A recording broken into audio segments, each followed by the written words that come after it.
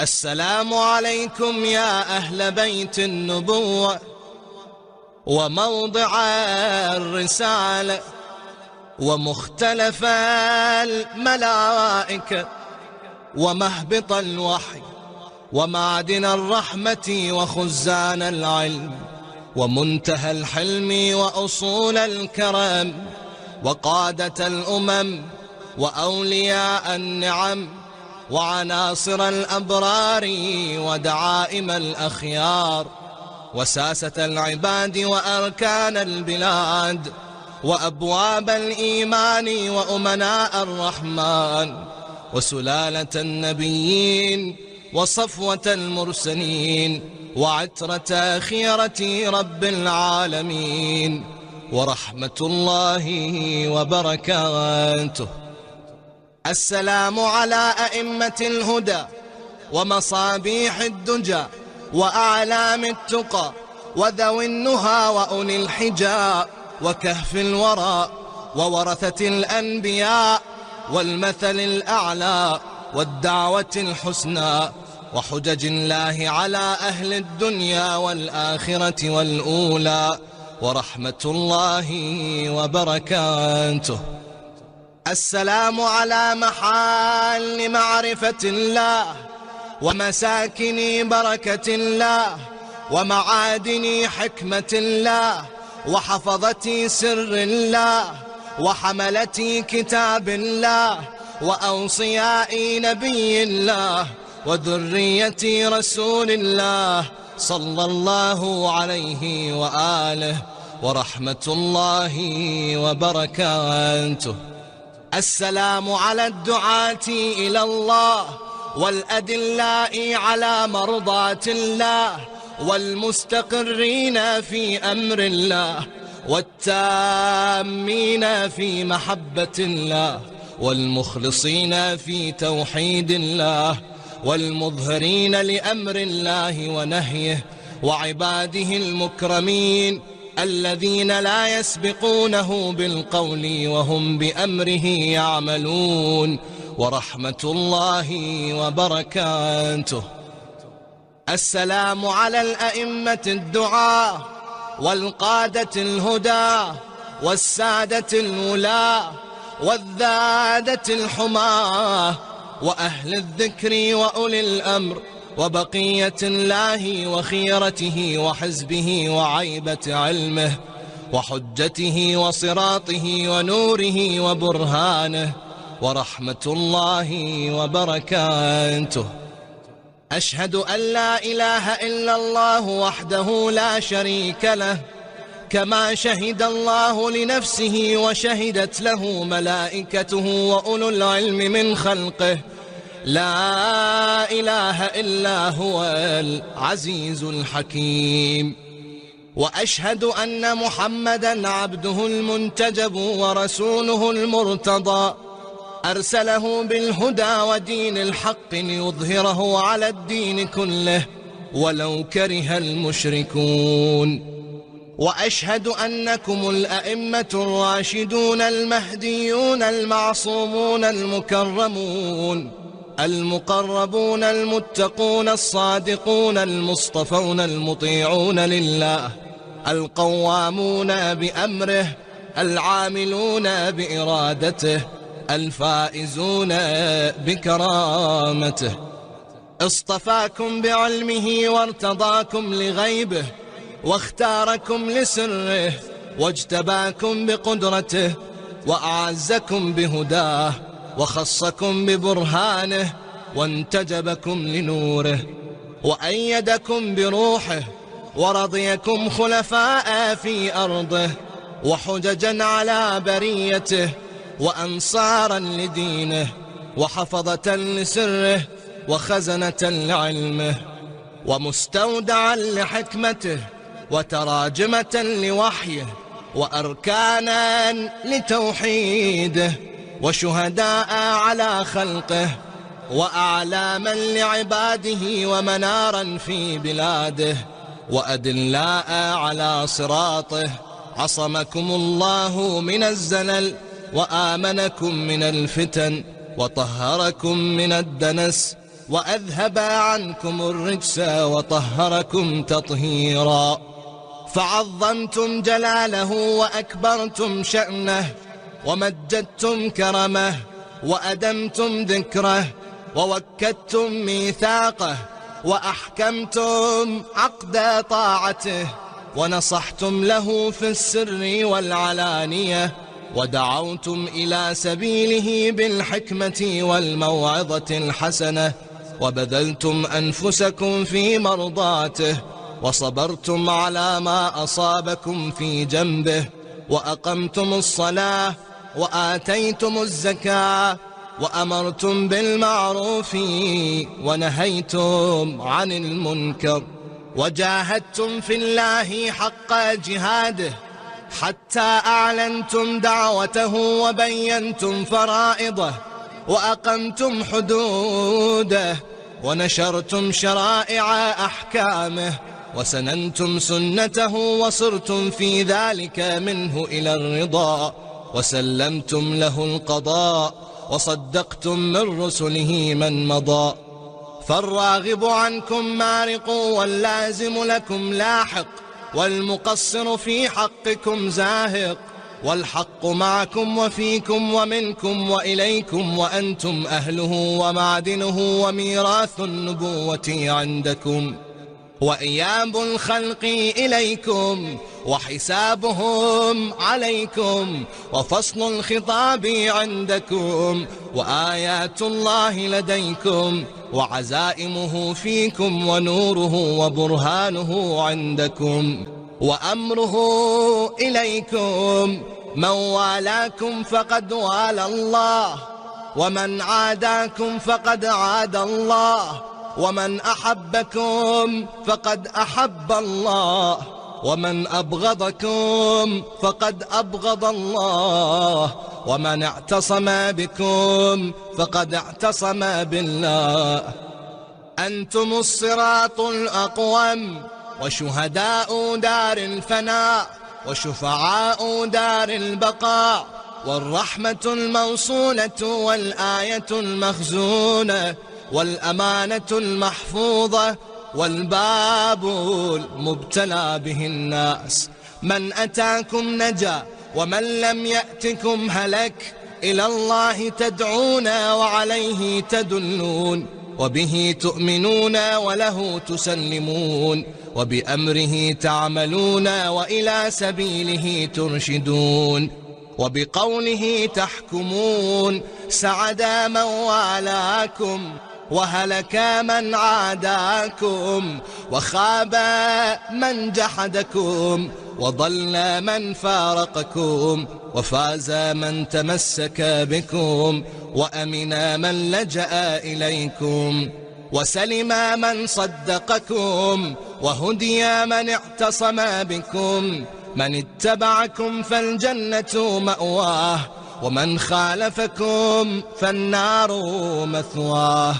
ومن جحدكم كافر ومن حاربكم مشرك ومن رد عليكم في أسفل درك من الجحيم.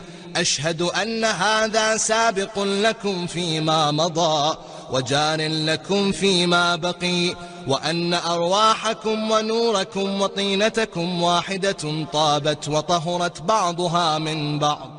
خلقكم الله أنوارا فجعلكم بعرشه محدقين حتى من علينا بكم فجعلكم في بيوت أذن الله أن ترفع ويذكر فيها اسمه وجعل صلاتنا عليكم وما خصنا به من ولايتكم طيبا لخلقنا وطهارة لأنفسنا وتزكية لنا وكفارة لذنوبنا. فكنا عنده مسلمين بفضلكم ومعروفين بتصديقنا إياكم. فبلغ الله بكم أشرف محل المكرمين وأعلى منازل المقربين وأرفع درجات المرسلين حيث لا يلحقه لاحق ولا يفوقه فائق ولا يسبقه سابق ولا يطمع في إدراكه طامع حتى لا يبقى ملك مقرب ولا نبي مرسل ولا صديق ولا شهيد ولا عالم ولا جاهل ولا دني ولا فاضل ولا مؤمن صالح ولا فاجر طالح ولا جبار عنيد ولا شيطان مريد ولا خلق فيما بين ذلك شهيد إلا عرفهم جلالة أمركم وعظم خطركم وكبر شأنكم وتمام نوركم وصدق مقاعدكم وثبات مقامكم وشرف محلكم ومنزلتكم عنده وكرامتكم عليه وخاصتكم لديه وقرب منزلتكم منه بأبي أنتم وأمي وأهلي ومالي وأسرتي أشهد الله وأشهدكم أني مؤمن بكم وبما آمنتم به كافر بعدوكم وبما كفرتم به مستبصر بشأنكم وبضلالة من خالفكم موال لكم ولأوليائكم مبغض لأعدائكم ومعاد لهم سلم لمن سالمكم وحرب لمن حاربكم ومحقق لما حققتم مبطل لما أبطلتم مطيع لكم عارف بحقكم مقر بفضلكم محتمل لعلمكم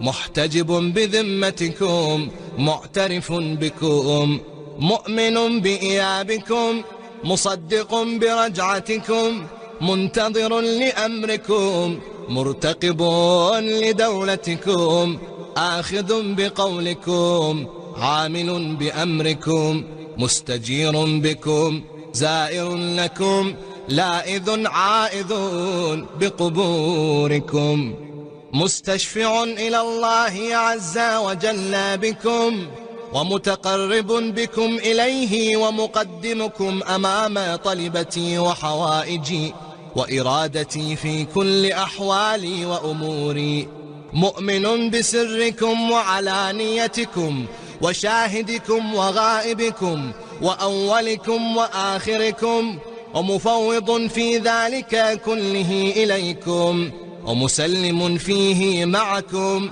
وقلبي لكم مسلم ورأيي لكم تبع ونصرتي لكم معدة حتى يحيي الله تعالى دينه بكم ويردكم في أيامه ويظهركم لعدله ويمكنكم في أرضه فمعكم لا مع غيركم آمنت بكم وتوليت آخركم بما توليت به أولكم وبرئت إلى الله عز وجل من أعدائكم ومن الجبت والطاغوت والشياطين وحزبهم الظالمين لكم الجاحدين لحقكم والمارقين من ولايتكم والغاصبين لإرثكم الشاكين فيكم المنحرفين عنكم ومن كل وليجة دونكم وكل مطاع سواكم ومن الأئمة الذين يدعون إلى النار فثبتني الله أبدا ما حييت على موالاتكم ومحبتكم ودينكم ووفقني لطاعتكم ورزقني شفاعتكم وجعلني من خيار مواليكم التابعين لما دعوتم إليه وجعلني ممن يقتص آثاركم ويسلك سبيلكم ويهتدي بهداكم ويحشر في زمرتكم ويكر في رجعتكم ويملك في دولتكم ويشرف في عافيتكم ويمكن في أيامكم وتقر عينه غدا برؤيتكم بأبي أنتم وأمي ونفسي وأهلي ومالي من أراد الله بدأ بكم ومن وحده قبل عنكم ومن قصده توجه بكم موالي لا أحصي ثناءكم ولا أبلغ من المدح كنهكم ومن الوصف قدركم، وأنتم نور الأخيار وهداة الأبرار وحجج الجبار. بكم فتح الله وبكم يختم، وبكم ينزل الغيث، وبكم يمسك السماء أن تقع على الأرض إلا بإذنه، وبكم ينفس الهم ويكشف الضر، وعندكم ما نزلت به رسله وهبطت به ملائكته، وإلى جدكم بعث الروح الأمين. آتاكم الله ما لم يؤت أحدا من العالمين. طأطأ كل شريف لشرفكم، وبخع كل متكبر لطاعتكم، وخضع كل جبار لفضلكم، وذل كل شيء لكم، وأشرقت الأرض بنوركم، وفاز الفائزون بولايتكم. بكم يسلك إلى الرضوان، وعلى من جحد ولايتكم غضب الرحمن. بأبي أنتم وأمي ونفسي وأهلي ومالي، ذكركم في الذاكرين، وأسماؤكم في الأسماء، وأجسادكم في الأجساد، وأرواحكم في الأرواح، وأنفسكم في النفوس، وآثاركم في الآثار، وقبوركم في القبور. فما أحلى أسماءكم وأكرم أنفسكم، وأعظم شأنكم، وأجل خطركم، وأوفى عهدكم، وأصدق وعدكم. كلامكم نور وأمركم رشد، ووصيتكم التقوى، وفعلكم الخير، وعادتكم الإحسان، وسجيتكم الكرم، وشأنكم الحق والصدق والرفق، وقولكم حكم وحتم، ورأيكم علم وحلم وحزم. إن ذكر الخير كنتم أوله وأصله وفرعه ومعدنه ومأواه ومنتهاه. بأبي أنتم وأمي ونفسي، كيف أصف حسن ثنائكم، وأحصي جميل بلائكم. وبكم أخرجنا الله من الذل، وفرج عنا غمرات الكروب، وأنقذنا من شفاجر في الهلكات ومن النار. بأبي أنتم وأمي ونفسي، بموالاتكم علمنا الله معالم ديننا، وأصلح ما كان فسد من دنيانا. وبموالاتكم تمت الكلمة، وعظمت النعمة، وائتلفت الفرقة. وبموالاتكم تقبل الطاعة المفترضة، ولكم المودة الواجبة، والدرجات الرفيعة، والمقام المحمود، والمكان المعلوم عند الله عز وجل، والجاه العظيم، والشأن الكبير، والشفاعة المقبولة. ربنا آمنا بما أنزلت، واتبعنا الرسول، فاكتبنا مع الشاهدين. ربنا لا تزغ قلوبنا بعد إذ هديتنا، وهب لنا من لدنك رحمة، إنك أنت الوهاب. سبحان ربنا إن كان وعد ربنا لمفعولا. يا أولياء الله، إن بيني وبين الله عز وجل ذنوبا لا يأتي عليها إلا رضاكم، فبحق من ائتمنكم على سره، واسترعاكم أمر خلقه، وقرن طاعتكم بطاعته، لما استوهبتم ذنوبي وكنتم شفعائي، فإني لكم مطيع. من أطاعكم فقد أطاع الله، ومن عصاكم فقد عصى الله، ومن أحبكم فقد أحب الله، ومن أبغضكم فقد أبغض الله. اللهم إني لو وجدت شفعاء أقربوا إليك من محمد وأهل بيته الأخيار الأئمة الأبرار لجعلتهم شفعائي، فبحقهم الذي أوجبت لهم عليك أسألك أن تدخلني في جملة العارفين بهم وبحقهم، وفي زمرة المرحومين بشفاعتهم، إنك أرحم الراحمين. وصلى الله على محمد وآله الطاهرين وسلم تسليما كثيرا، وحسبنا الله ونعم الوكيل.